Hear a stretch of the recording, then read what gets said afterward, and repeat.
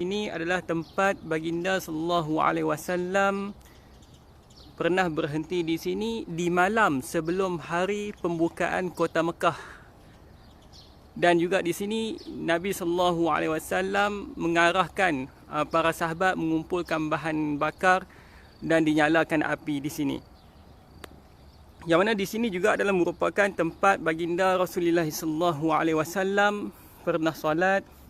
Dan yang mana di kawasan ini dipanggil sebagai kawasan Jumum, dan di sini adalah kawasan Wadi. Wadi ini adalah tempat.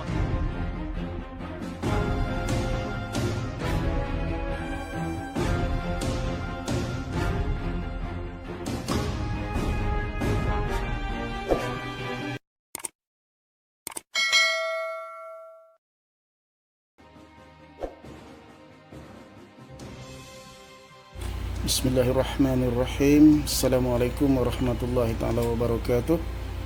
Alhamdulillah, hari ini kemas-kemas terjumpa dua jilid buku yang telah lama tersimpan.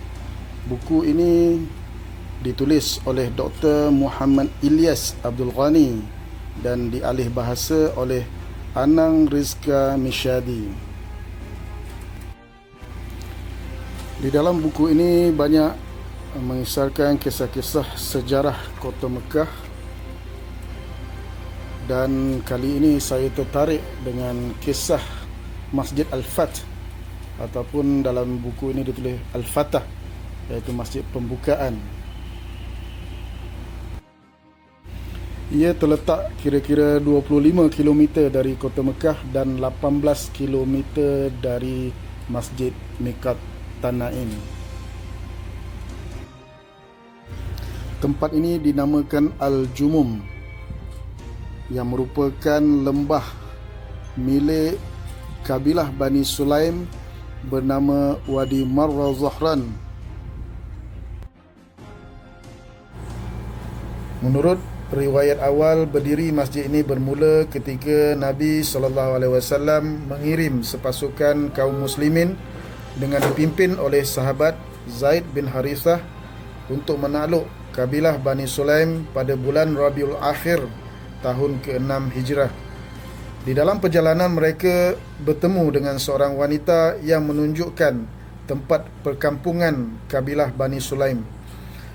Kemudian mereka berhasil menakluk dan mendapatkan harta rampasan perang serta tawanan.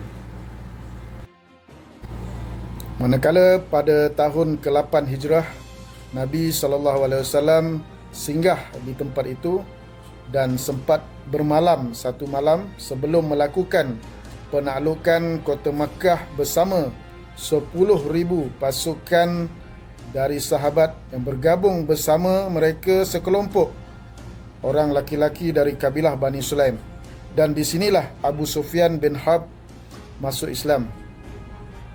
Seperti yang diriwayatkan oleh Imam Bukhari dari Hisham dari bapaknya, ia menceritakan bahawa berita tentang keberangkatan Rasulullah SAW untuk menakluk kota Mekah telah dapat dikesan oleh orang-orang Quraisy.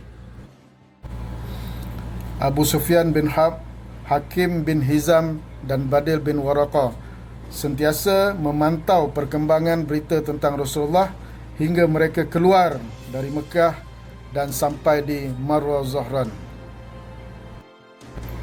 Namun, kedatangan mereka terlebih dahulu terlihat oleh sekelompok pengawal Rasulullah SAW dan dikejar hingga tertangkap. Setelah mereka dihadapkan kepada Rasulullah, masuk Islamlah Abu Sufyan pada ketika itu. Di tempat Rasulullah SAW singgah dan melaksanakan solat, itulah dibangunkan sebuah masjid yang dinamakan Masjid Al-Fatah. Sepanjang sejarah kaum muslimin sentiasa memperhatikan dan merawat masjid ini sehingga pada tahun 1397 Hijrah dilakukan renovasi terhadap masjid ini atas biaya Syekh Hasan Bakar Muhammad Kutub. Ini dapat dilihat daripada yang tertera pada papan tanda masjid tersebut. Dan saya pasti ramai jemaah yang belum berkesempatan untuk ke masjid ini. Begitu juga saya sendiri. InsyaAllah saya rancang dalam masa terdekat untuk melihat sendiri keadaan di sekitar masjid ini, insyaAllah.